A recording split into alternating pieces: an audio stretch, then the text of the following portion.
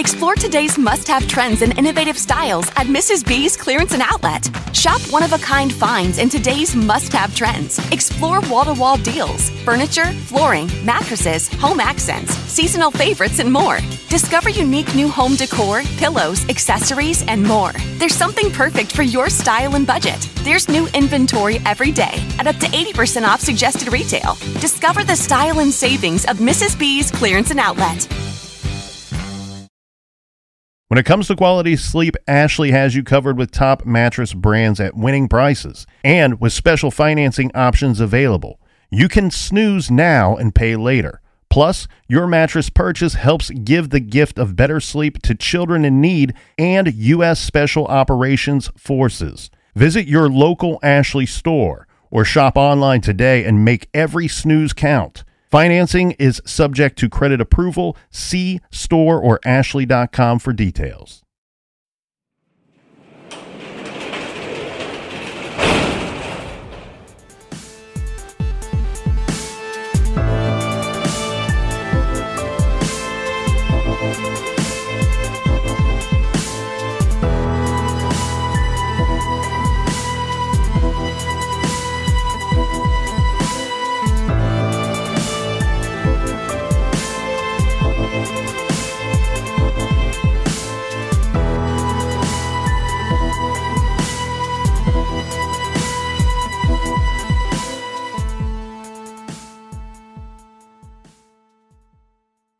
Welcome to True Crime Garage. Wherever you are, whatever you are doing, thanks for listening. I'm your host, Nick, and with me, as always, is a man that would like to remind you that skinny people are easier to kidnap, so stay safe and eat more cake. He is the Captain. And you know what's good with cake? A little bit of wine. It's good to be seen and good to see you. Thanks for listening. Thanks for telling a friend.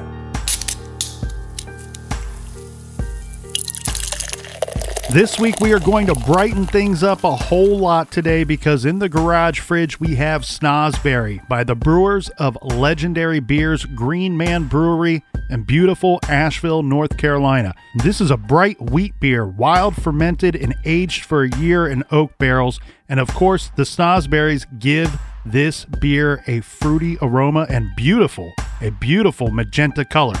Garage grade, 4 out of 5 bottle caps. And we're drinking cold beers today in the garage thanks to our good friends. First up, I want to give a cheers to Winona in St. Louis. And a big shout out to Molly in Charleston, South Carolina. Here's a cheers to Howard in Las Vegas, Nevada. Go Raiders. And a big we like your jib to Abby in Tacoma, Washington. Next up, a big shout out to Rick Webster in Weatherford, Oklahoma. And last but certainly not least, we have Robert in Pittsfield, Massachusetts. Everyone we just mentioned went to truecrimegarage.com and donated to this week's beer fund, and for that, we thank you. Pittsville, it's the pits. It's the pits. You want to support the show? Do you? Do you really? Go to iTunes and leave a 5-star review. It really helps the show, and that is enough of the business. All right, everybody, gather around, grab a chair, grab a beer. Let's talk some true crime.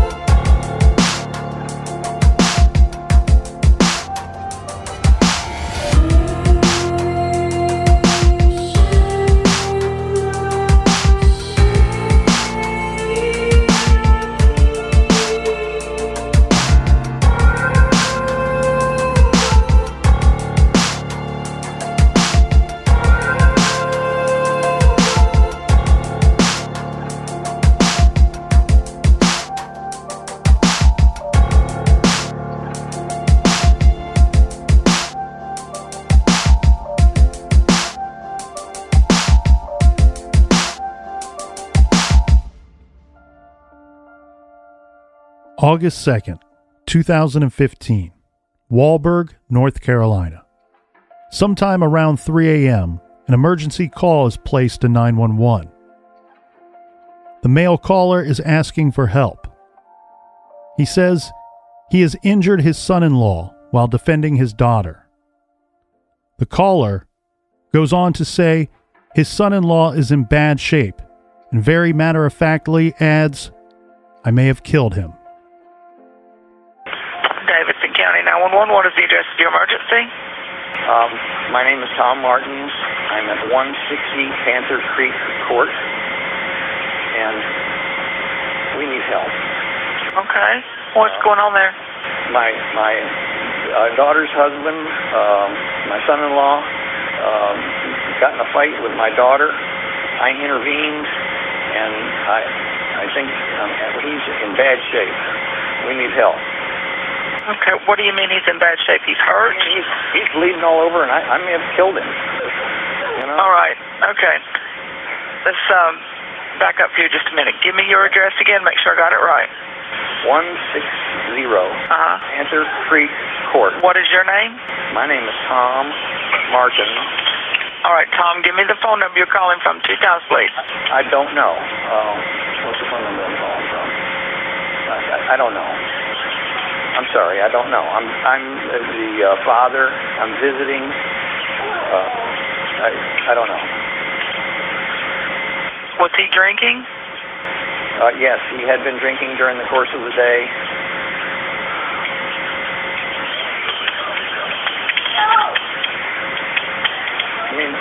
My partner's dispatching the ambulance in the office while I get the information. Okay. All right. Are you right with him now? I am. How old is he? How old is he? 39. All right. Is he conscious at all? No. Is he breathing? I can't tell. All right. What I need for you to do is I need someone to roll him onto his back, flat on his back. Okay. Hang on. He's a big, heavy man. I can't do it. All right. Is there anyone there that can help you? My daughter, and she's in terrible shape. Okay. Someone needs to get him on his back. We need to verify his breathing. I'm trying, lady. Hang on. Okay. Just put your phone on speaker. Okay. I've got him rolled over. All right. I want you to put one hand under his neck, the other hand on his forehead, and tilt his head back. Put your ear next to his mouth and tell me if you can see or hear or feel any breathing. Yes? I can't see him, no. All right, I'm sending the paramedics and ambulance to help you now. Stay on the line. The call lasted 14 minutes and 27 seconds. For much of the duration of the call, the 911 dispatcher is instructing the father-in-law and his daughter on how to administer CPR to the injured man. The phone is handed back and forth between the two as they can be heard performing CPR. Once EMTs arrived, the caller and his daughter were told to let them do their job.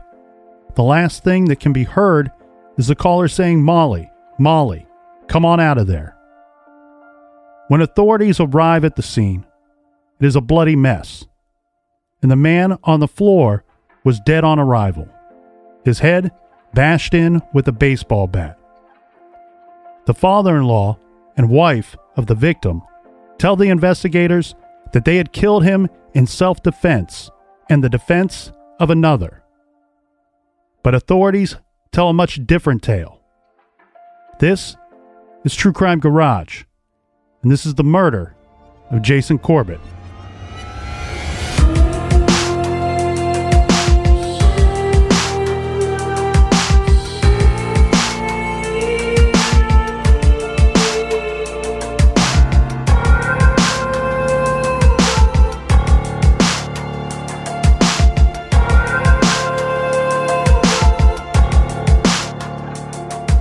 At 3:04 a.m. on August 2nd, 2015, a call came into the Davidson County, North Carolina 911 call center. The caller was a male who said he needed help. A 39-year-old man was badly injured. Davidson County Sheriff's Deputy Dave Dillard rushed to Panther Creek Court in Winston-Salem. When he arrived at the home at 3:16 a.m., he found a naked, deceased male lying on his back on the floor in the master bedroom, which is located on the main level. Jason Paul Corbett was pronounced dead at the scene at 3:24 a.m. Attempts by paramedics to revive him were futile. The man on the phone was Jason's father-in-law. His name is Tom Martin, and his daughter and the wife of the victim is Molly Corbett.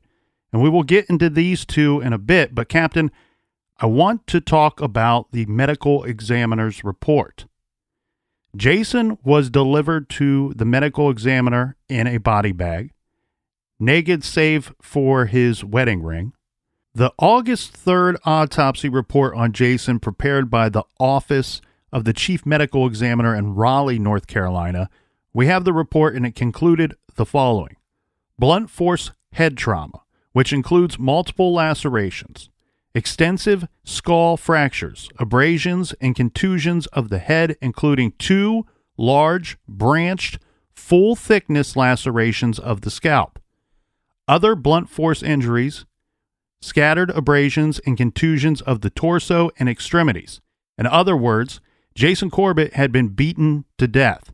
Found clutched in one of Jason's hands was a long blonde hair. Jason's blood alcohol level was 0.02%.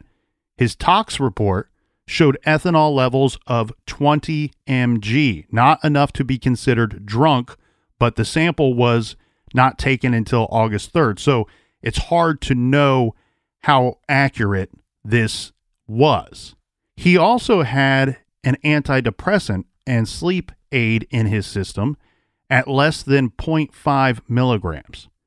The manner of death was ruled a homicide. But we heard his father-in-law say that he was drinking all day. So do we think that the delay of the testing had an effect on that as far as his alcohol level was concerned? Well, I threw that in there for clarity purposes, but not being, a doctor, I don't know if it actually has an effect on that tox reading or not.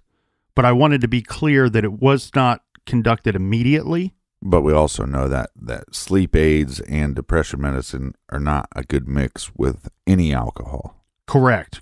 And I actually, just from a lay term, from a lay perspective, I don't think that it would have much of an effect on the accuracy of the test. But I wanted to throw that out there for clarification purposes. Let's examine the lives of this homicide triad, shall we? First, we have our victim, who is Jason Corbett. He was born on December 2nd, 1976 in Ireland. He grew up in the Janesboro area of Limerick City. He loved beer, soccer, and his native land. I can get behind all that right there. Interviews with his coworkers indicate that he was a very well-liked guy who was very friendly and easygoing. Jason had been married twice. His first wife was Margaret Corbett, who had died in 2006 from cardiac arrest, this triggered by an asthma attack. She left behind the couple's 2 very small children at the time. This is Sarah and Jack. After her death, Jason had hired several nannies to come into the home and help with the children. This was before finding Molly Martins, who was from Tennessee. He found her through a nanny service. Molly moved all the way to Ireland to take up her new position as the caretaker for the Corbett children. This was in 2008, Captain. And it's my understanding that Molly's situation, and I'm guessing that it was the same with the other nannies as well, but this was like a live-in nanny type situation. Yeah. So Molly was born in September of 1983 and grew up in Knoxville, Tennessee, with her parents Tom and Sharon and her 3 brothers. The family lived a very nice lifestyle, living in an exclusive neighborhood and belonging to a yacht club. Molly was a competitive swimmer in high school. She attended Clemson University, this for a period of time, but it doesn't appear that she graduated from the university. According to her online profile, she did do some modeling. She also reportedly worked a couple of jobs and nannied and taught kids swimming lessons. In her early 20s, she lived in a condo owned by her parents and was engaged at that time in her life. Molly told 2020, the news magazine show, that she suffered from migraines and depressive episodes. She wanted to change. She wanted a change in her life. So in 2008, now at the age of 24, Molly quite suddenly ended things with her fiancé and moved to Ireland. This, of course, to work for Jason Corbett. By 2010, Jason and Molly were engaged. Molly's father is retired FBI agent Thomas Martins. Yes, you heard us correctly. Tom, the man who called 911 and admitted to killing his son-in-law by hitting him in the head with a baseball bat, was an FBI agent for 31 years. He worked as a supervisor for 19 years and as a special agent in charge of the Knoxville office. At the time that Jason was killed, Tom was retired but still worked as a counterintelligence officer for the Department of Energy. He had top secret clearance. Molly's mother, Sharon, was quite impressive as well. She had an undergraduate degree from Emory University in Atlanta and was a doctor of mathematics. In 2011, Molly convinced Jason to move with her to the States. Reportedly, she was homesick. She told 2020 that Jason was excited for the kids to experience life in the U.S. Well, he was a big fan of America. Their family moved to a luxury development in Walburg, North Carolina, a neighborhood of Winston-Salem. They purchased a large brick home in the Meadowlands, an upscale golf community, for $390,000. They were married on June 4th, with the two children serving as the ring bearer and flower girl.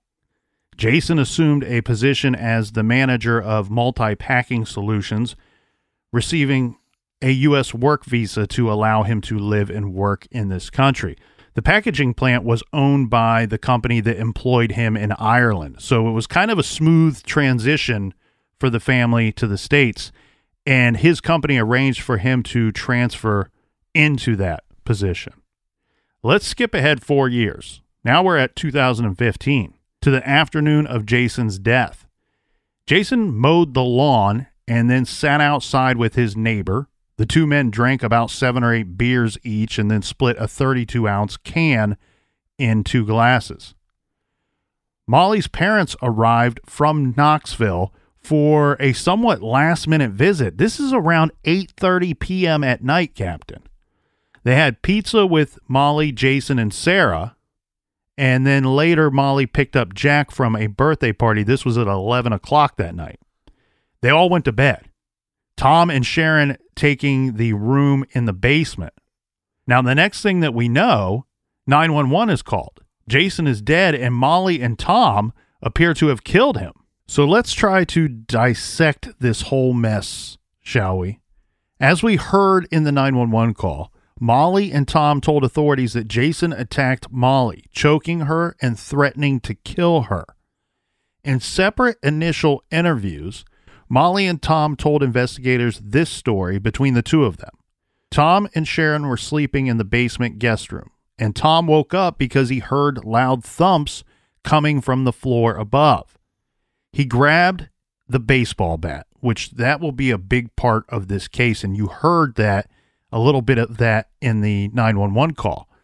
This bat apparently is a gift that the grandparents brought along with them for young Jack, but they hadn't given the bat to the kid yet. Right. So he grabs this bat and he runs upstairs. Sharon stayed in the guest room, this with the dogs. This was per his instructions, per Tom's instructions to his wife. Tom says he heard a scream from the master bedroom. He opened the door and found Jason choking Molly.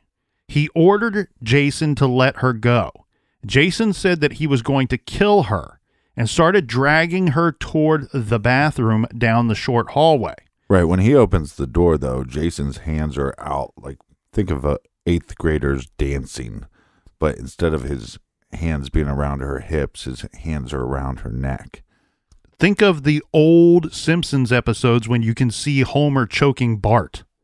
That's what I picture. Yeah, and then when Tom says, "Hey, you got to stop choking my daughter," he turns her around and almost puts her in like a rear naked choke, like where his arm is now around her throat and she is now facing her father, but she is now in between her father and her husband.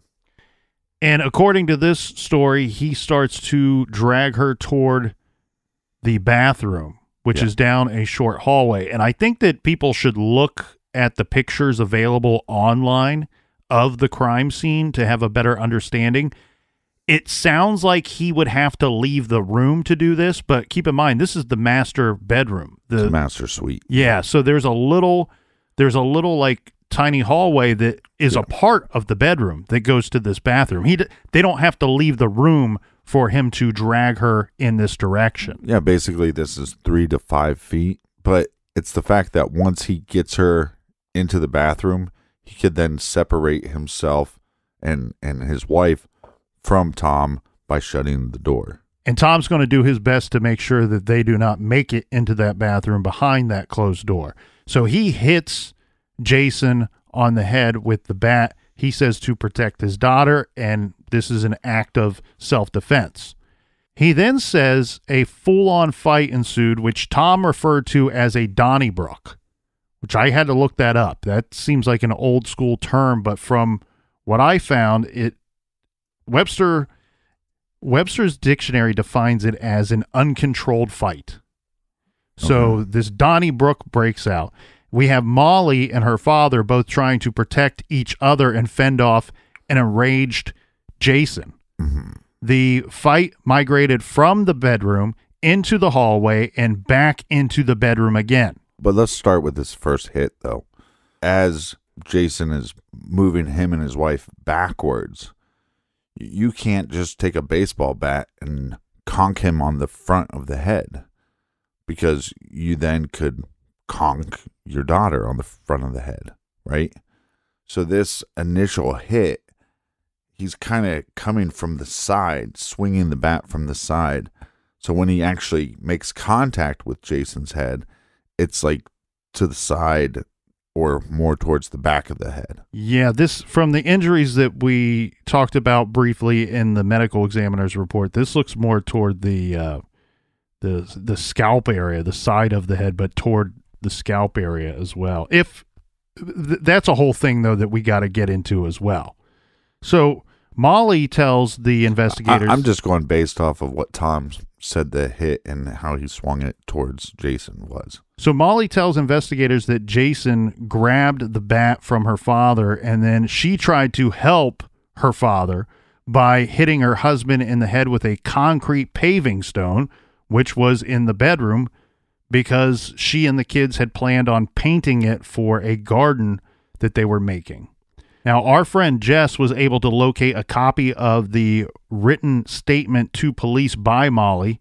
This was conducted right after they found the body, and here's what it says. Now, bear with me, Captain, because I'm trying to read through Molly's cursive here. It says, "My husband, Jason Corbett, was upset that he woke up and an argument ensued with him telling me to shut up, etc. And he applied pressure to my throat, neck." She says throat/neck. Mm-hmm. "And started choking me. At some point, I screamed as loud as possible. He covered my mouth and then started choking me again with his arm. My father, Tom Martins, came in the room, and I cannot remember if he said something or just hit Jason to get him off me. Jason grabbed the bat from him, and I tried to hit him with a brick," and then she says garden decor, "I had on my nightstand. I do not remember," and then here's a word that I cannot decipher what it is. "I do not remember blank after that. At first I thought it was much. I do not remember much after that." Or I don't think much would be good, though, because I think you'd be pushed to, you can't just tell police, "Oh, I don't remember much after that." Well, tell us what you do remember. you know? So it's got to be some other word. I think that's a pretty common thing. When a fight breaks out, or even like sometimes you're in a bar and that's a common phrase that I've heard my friends say. Well, and then we're at the bar, and then he said this to this. And next thing you know, he smacks him, and then I don't remember much after that. No, I get that it's a common phrase. I mean that you in this situation, you're not allowed to get away with that common phrase. You would be pushed by investigators to clarify what much means. Well, much implies that you still know something. That's debatable, and we'll get into why that's debatable later. But you have individuals that are taken in and questioned, and they're not interrogated. It's very loose, if anything, and then they're sent on their way. There's not much of an interrogation. Correct.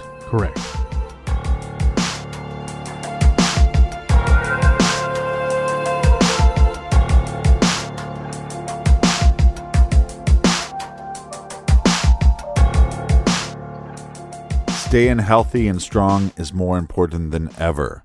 I try to get my steps in every day and eat right, but to help me stay resilient and well, I use Objective Wellness. Objective offers targeted solutions for things like better sleep, firmer skin, or a healthier immune system. The products are crafted with high-quality ingredients backed by science to deliver specific results. Objective sources active extracts from blueberries, saffron, and even microalgae, which provides an antioxidant 6,000 times stronger than vitamin C. Objective knows that wellness looks different on everyone, which is why Objective focuses on targeted solutions, giving you support exactly where you need it. What I love about Objective Wellness is they start with the right ingredients and then figure out the most effective way to get them into you for the best results. Sometimes it's a pill, sometimes it's a powder you add to your coffee, sometimes it's a chocolate mint to help you sleep. Objective helps me feel my best, and they can help you too. Go to objectivewellness.com and use code GARAGE to get 20% off your first order.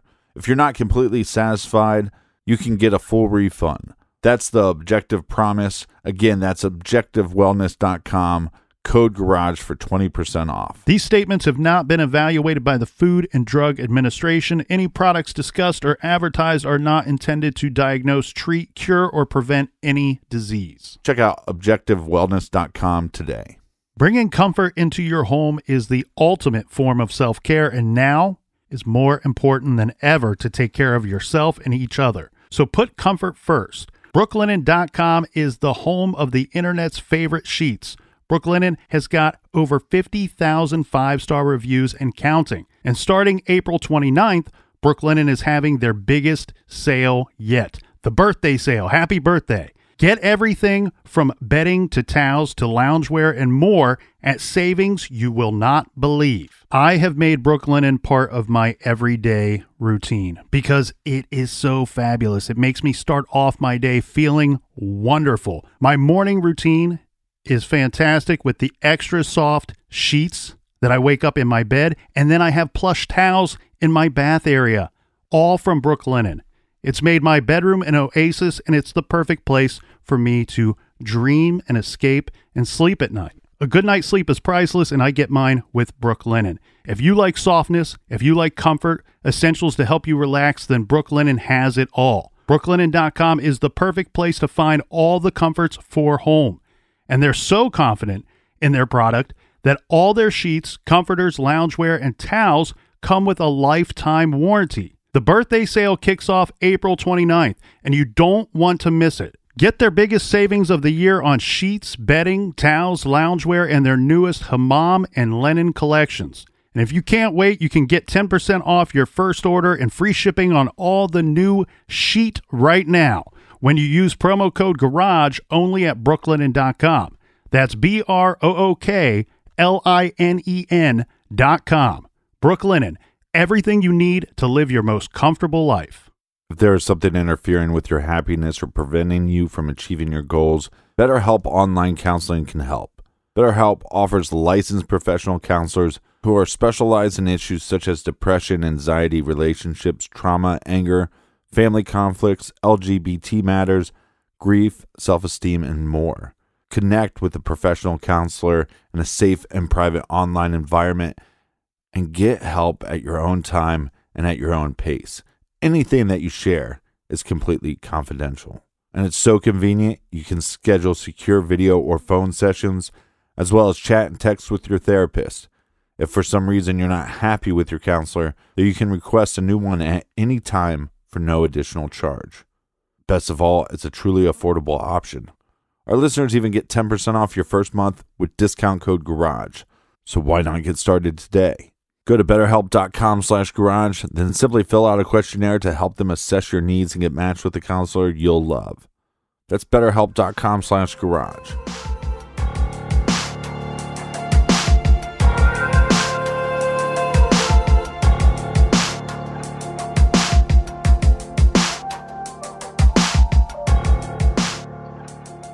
All right. Cheers, mates. Cheers to you, Captain, and happy birthday. Thank you. Thank you, sir. Keep I will your go distance. I will go into song and dance after we finish this recording, and rounds of drinks on me at the bar today. Yeah. Since we're allowed to go to the bars. Before we move on, I want to point out not only that it's your birthday, the beloved Captain's birthday, but there are and were many sources of information for this case. This is actually a bigger case than most would think. Some of the information we have comes from the Irish Times, from the Irish Independent, but truly my main source of information was the extensive coverage of the case by the Winston-Salem Journal, particularly the reporting of Michael Hewlett. So I wanted to pass that along, and a kudos to Michael Hewlett for his great coverage of the case. Now, officials were very tight-lipped about what went down that night. But 2 weeks later, the sheriff told the Irish Daily Mail newspaper that Molly and her father were, quote, persons of interest in Jason's death. He told the news outlet that Jason had been bludgeoned to death with a baseball bat and that investigators were not seeking suspects outside of the home. And look, there are really no two ways around it. The crime scene, well, I think what we should, in all fairness, is call it something different. Let's say the death scene, because there's a decent argument that this was not, in fact, a crime, but was self-defense. Well, there was a crime happening. It's called abuse. And if you're being choked and somebody's saying that they're going to kill you, you have the right to defend yourself, and then or defend somebody else. And then in that action, somebody then dies. So self-defense. Again, if those stories are true, that's the whole importance of this case, right? Is it self-defense or is it not? Is it murder? So what is so important is the death scene. Because to me, I look at all these photos and it just does not make sense with the stories that are told to investigators by the only two people that survived the fight. Right. This is when you have to let your forensic people put together the scientific facts of the death scene, the facts of the body, the injury sustained by the decedent, and now the detectives, well, they need to start to go to work on some type of paper trail. If you, in fact, do think that this was murder, or if you do, in fact, have evidence that suggests this.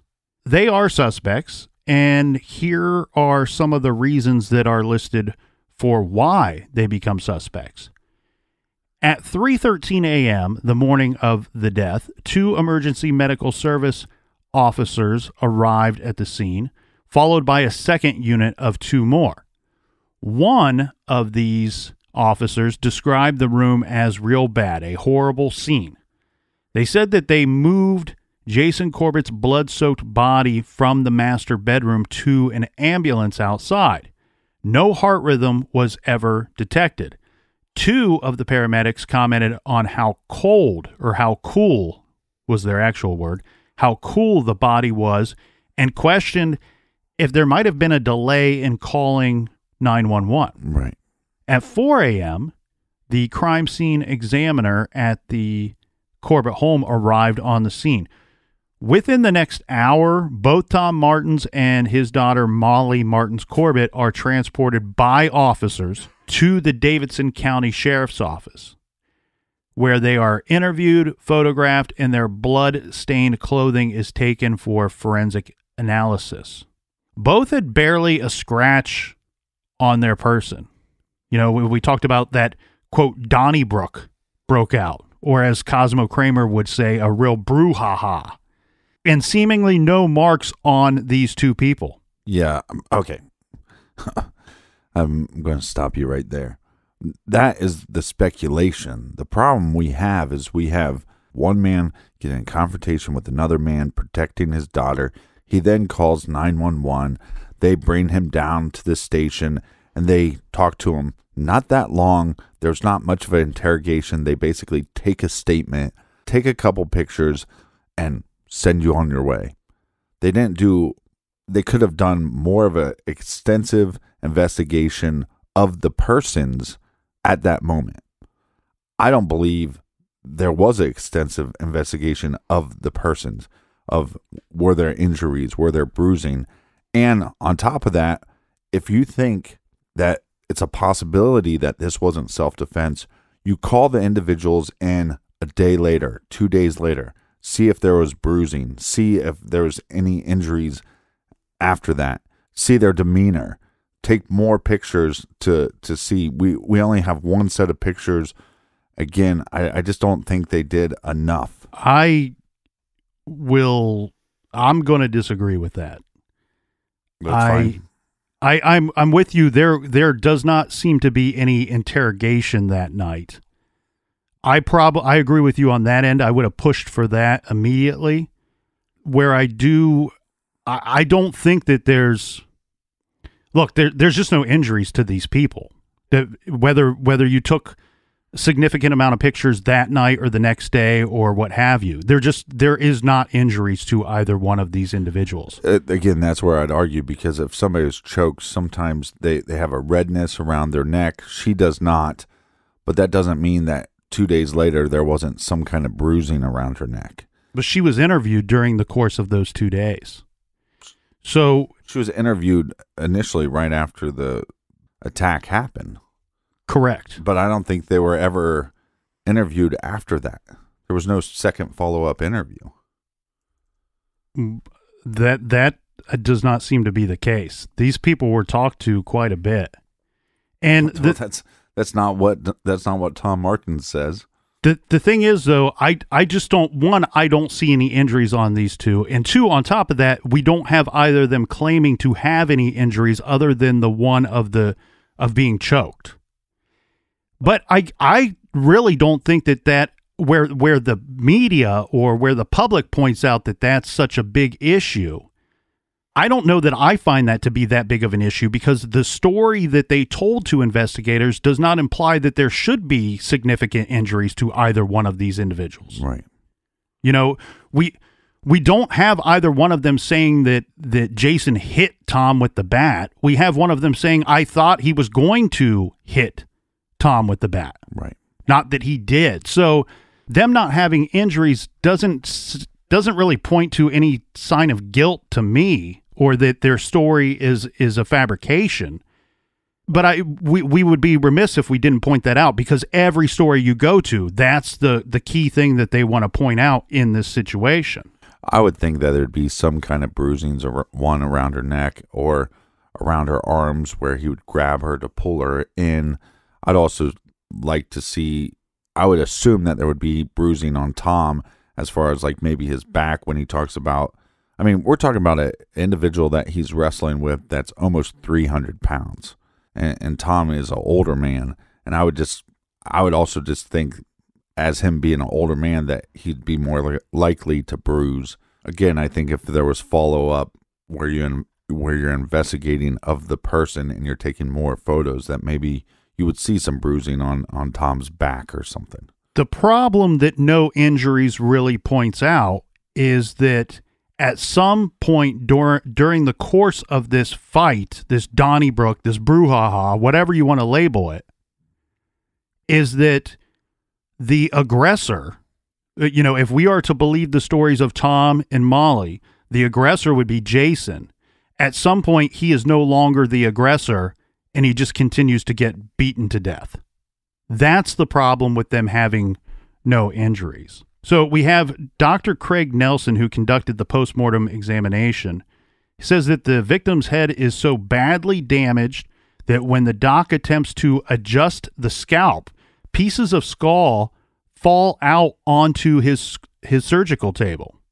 The blows to his skull were so violent and repeated that the doctor said it was impossible to make an accurate count beyond that Jason suffered a minimum of 12 hits to the skull. Well, and we have Tom's saying that it's at least 3 or 4.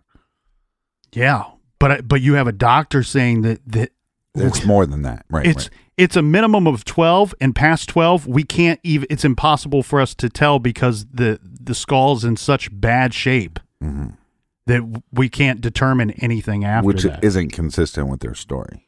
No, not at all. And then as far as a paper trail, we're talking about your forensic guys got to come up with the scientific evidence. Now we got our detectives trying to come up with some type of paper trail or circumstantial evidence. Let's get into some of that. We have Molly's parents, Tom and Sharon, who lived 4 hours away. Apparently they had dinner plans that night for that Saturday night that fell through. According to the reports, Tom made the decision that the two should make a spontaneous visit to see Molly and the kids. For whatever reason, investigators viewed this impromptu visit as very suspicious, saying it's quite out of character for her parents. Now, Jason may have been planning a trip to Ireland. This is a hotly debated issue inside this case. That Jason was planning a trip to Ireland that was going to take place around August 21st. According to an affidavit, the trip was allegedly for the purpose of him moving back to Ireland with his children, but they had no intention of taking Molly with them. Right. The argument against this thought, is that Jason's father was turning 80 years old and there was going to be a big party for his birthday, that the trip was simply for that party. Obviously, they're having problems within their marriage, but one of the problems was Molly wanted to have custody of the children. She's raising these kids. She's now their mother. She wants to legally adopt them, and Jason's not having this go through. He keeps saying he's going to, but because they're having problems in the marriage, he's not doing it. So in regards to this trip and what it's actually for, we have Molly and her family saying that it was just for Jason to attend this party. We have Jason's family who's saying, no, he intended to move back with the children without her.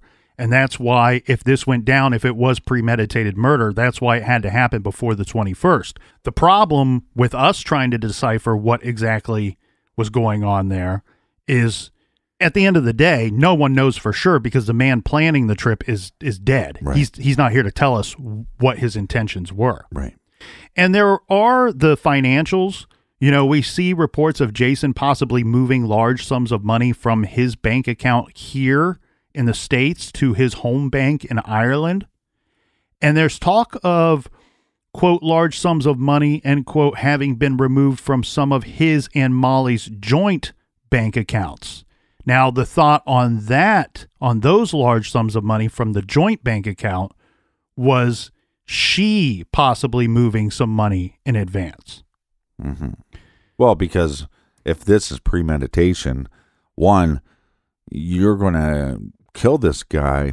That doesn't give you the rights to stay the mother of the children. So you're taking a risk on that level, but also this money, that money might not go to you at all. That money might go towards the kids, depending on how the will is set up. Correct. So I want to go back to the scene of the crime because to me, or the death scene, whatever we want to call it, because to me, I think that's a big aspect of this case. The scene inside the bedroom, as one would expect, was a bloody one. The crime scene photos, which are available online, show blood spatter on the bed, floor, and walls. There are multiple sprays of blood on the carpeted floor near the doorway. There are large blotches of blood about 12 to 18 inches off the ground on the wall, also near this doorway. And the blood spatter and smears on the walls of the hallway. There is even blood spatter behind the door on the wall. Mm-hmm. Also on the electrical outlet and on the AC grate there. There's some on the bed as well. A concrete paver lay on the carpeted bedroom floor covered in blood. An aluminum 28-inch Louisville Slugger baseball bat was leaning up against an ornate wooden dresser. An upright vacuum cleaner sat on top of some of the bloodstains on the carpet behind the spattered door area. Later, an affidavit stated, quote, "The struggle described was not consistent with the evidence at the scene, particularly the master bedroom," end quote. And to tell you what, Captain, I cannot agree with that statement more. Yeah, you can actually see these pictures online, and at first you go, here's this retired FBI agent of 19 years. There's a couple of things that start making you question this initially. Is he tells his wife to stay downstairs. Well, they have some dogs there, so that somewhat makes sense. But initially the sound scares him and spooks him enough that he would grab a baseball bat. If it was just an argument that he's hearing between his son-in-law and the daughter, there is no need to grab the baseball bat. But the initial sounds he doesn't recognize, so that's why he grabs the baseball bat. Mm-hmm. But if you're that nervous, tell your wife to call 911. Or at some point you say, hey, if things get out of hand, call 911. She never calls 911. So we don't know how long the delay was. So the story that I used earlier, Captain, was of my choosing, because in the two accounts that I saw that are on public record that he gave of that night, what woke him up to want to venture upstairs. In one story, he says that he's hearing thumping or thuds on the floor above and hears a scream, grabs the bat, goes upstairs. Right. In the other story, and I want to be clear here. I don't think that this is any admission of guilt here, omission of guilt. The other story, he says that he hears the thumps or the thuds, but never mentions a scream and goes upstairs. Right. So I'm with you, Captain. I think that if you knew that it was to be your daughter, or you were hearing an argument between husband and wife, you don't grab the bat. I'm fully on board with that. Regardless, though, it seems a bit weird. So under this scenario, I'm guessing he, according to him, or the story he's presenting, he goes upstairs to investigate these suspicious sounds and does not decipher that it's coming from husband and wife until he's already at the top floor, at the main floor, right, with bat in hand. And what Molly is stating, because we have to have this argument that takes place. Well, the argument takes place, and what Molly says is that the daughter woke up, should go to the door, because if she went into the door, she'd get yelled at. So she's at the door, basically. She's scared. Molly gets up, puts her back to bed. When she's coming back to bed, it's pretty late. So Jason wakes up with an attitude. Why are you coming to bed so late? Who were you talking to? And she's like, I was just putting the daughter back to bed. This is what she claims. That's when the fight broke out. But that's not how investigators think that this went down. Well, the baseball bat is collected into evidence, obviously. And according to a police affidavit, quote, it appeared to be covered in wet and dried blood. The baseball bat also had what appeared to be human hair attached to the barrel of the bat. The baseball bat was black and red in color with black rubber hand grips on the base. A concrete paver with blood on it was collected as well.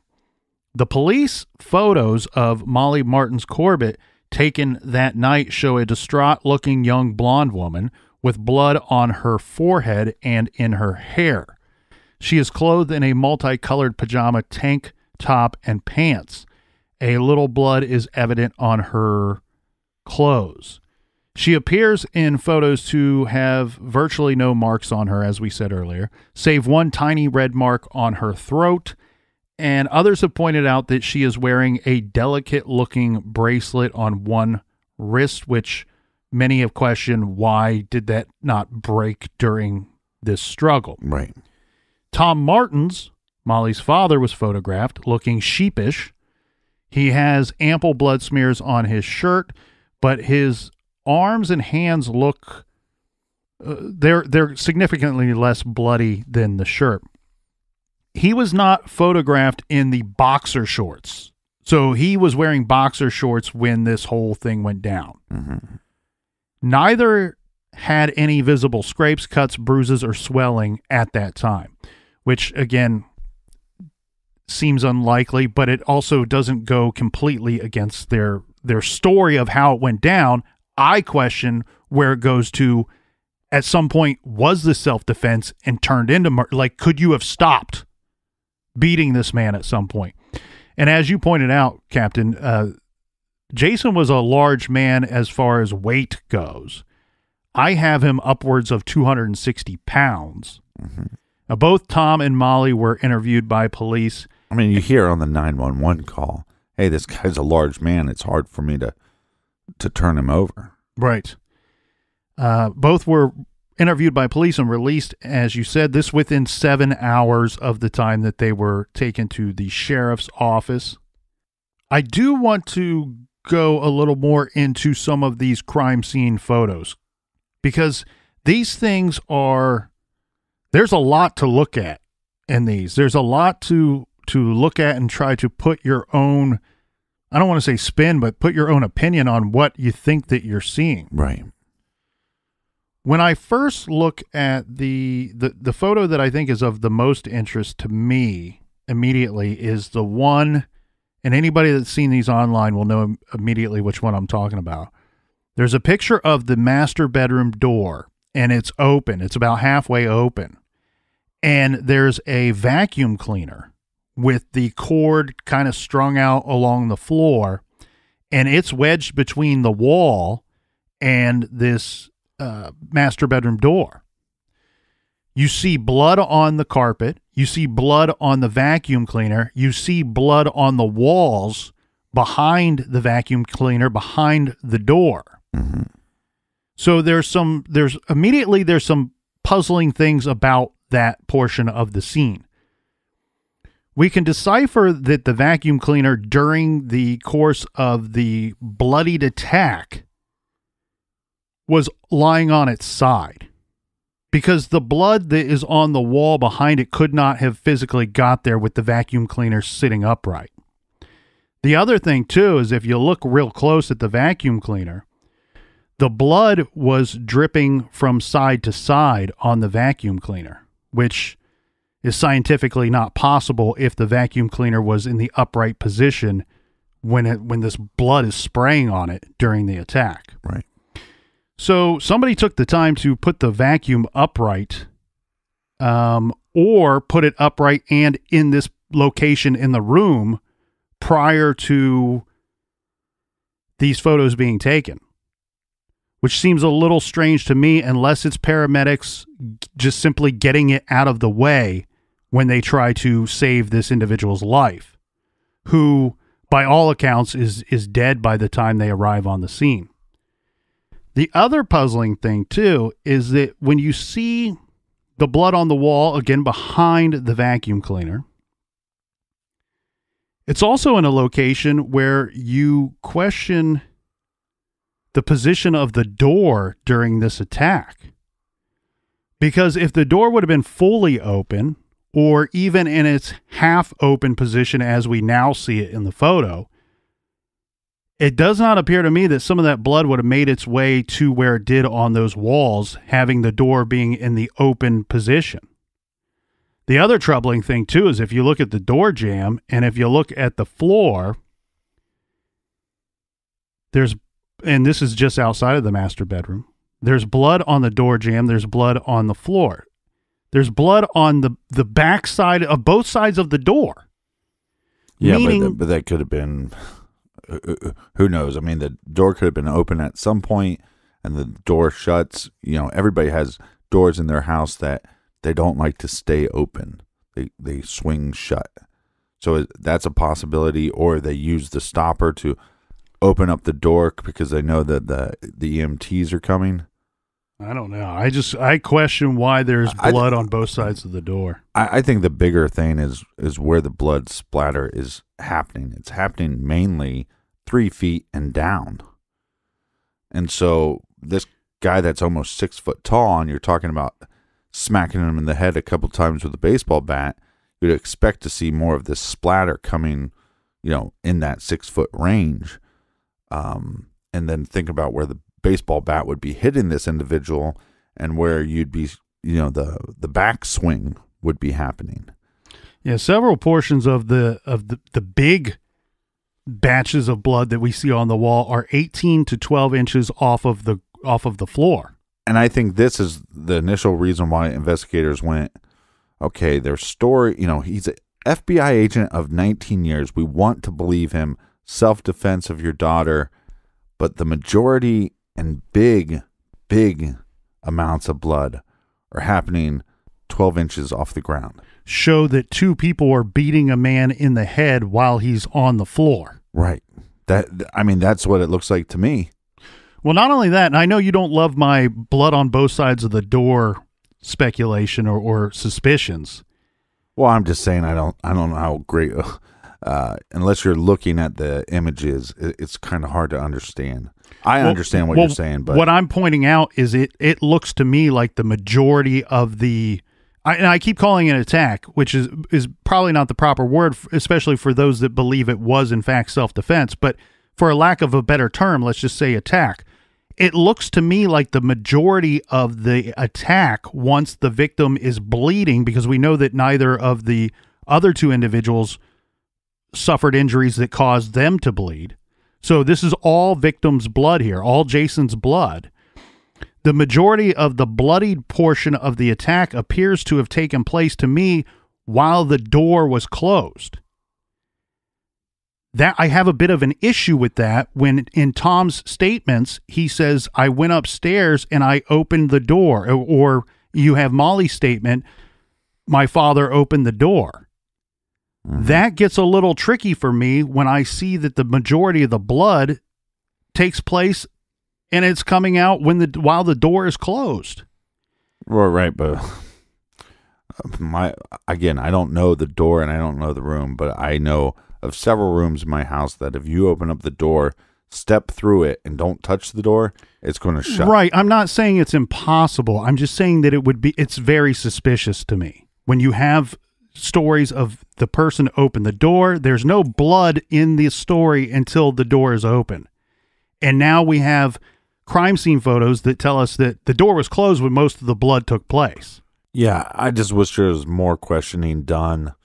I wish there was more photos taken. Again, there's also more photos taken that we don't have the privilege of seeing. Again, I mean, we can go round and round as much as you want. I'm just stating. I'm just saying there's very logical reasons why the door would be. There's probably 10 logical reasons. The problem is it doesn't fit the narrative of the story. And that's what we have to go off of. We have to be able to look at their story. We have to be able to look at what the scene presents us with. And then we can decide. We don't have to decide what is true and what is false, what is 100%, what is 0%. It's not that black and white. But we can decide what is suspicious. And that is very suspicious. And that's just my opinion.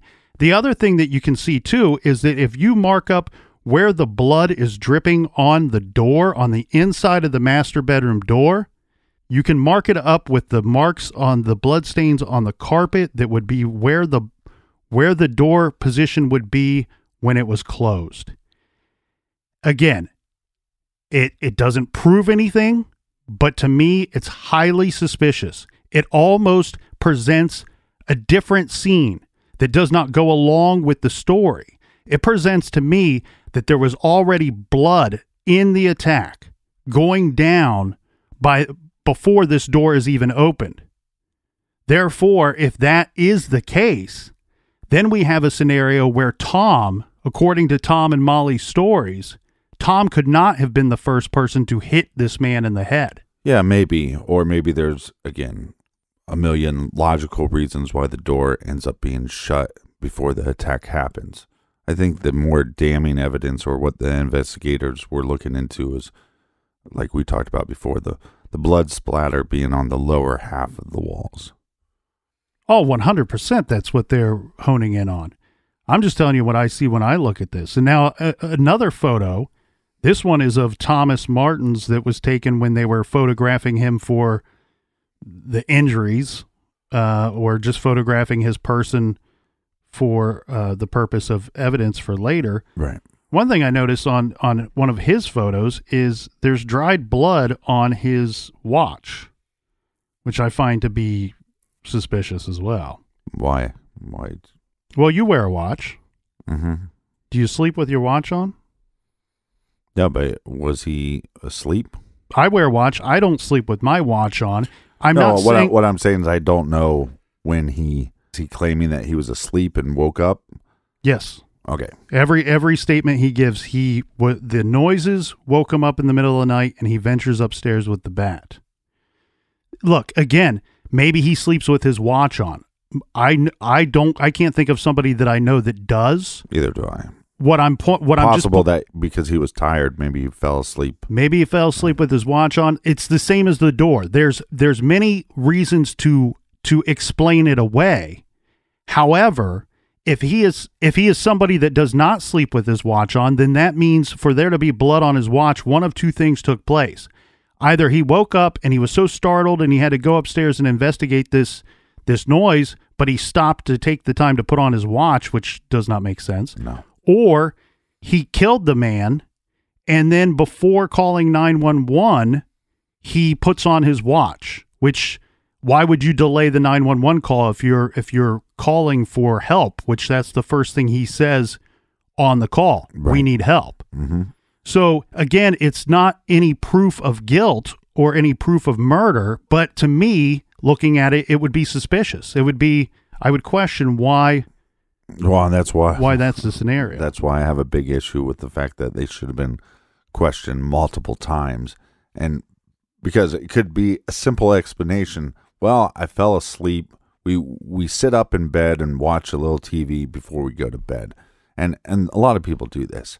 And you're fully clothed, and you have your watch on, and at some point you wake up, take your watch off, you know what I mean? Like, get ready for bed. Maybe that's the simple explanation. But again, we don't have more than one statement from him. So that's all we can go off of. We don't have more than one statement from him from that night. And then the other thing that I think is a little weird too, and this not as weird as the other two things to me, but the paver, the garden paver stone appears to me to have a lot more blood on it than the bat, which, yes, if we go by their story, would make some sense, because Jason, his head would already be bleeding. He would already been bleeding from the head by the time he was struck in the head with the paver. So there's already more blood flow going on at that time. Or it could suggest a different story, where the stories we have from Molly and from Tom state he was hit by the bat many more times than he was hit with the paver stone. Mm-hmm. You could also take it the other way and say, well, maybe all of this blood and hair on the paver stone actually suggests that he was hit more with the paver stone than the bat.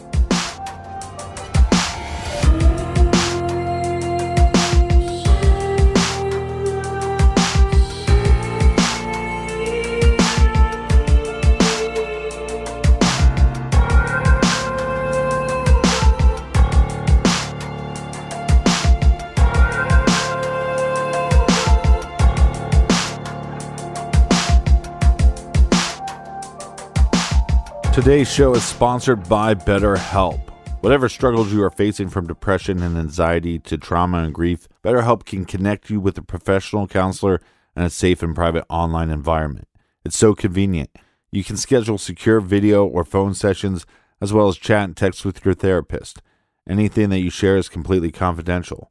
Best of all, it's a truly affordable option. Our listeners even get 10% off your first month with discount code GARAGE. So why not get started? Simply go to betterhelp.com/garage and fill out a questionnaire to get matched with a counselor you'll love today. That's betterhelp.com/garage. Thanks to everybody for joining us here in the garage today. Please come back and join us again tomorrow. Until then, be good, be kind, and don't litter.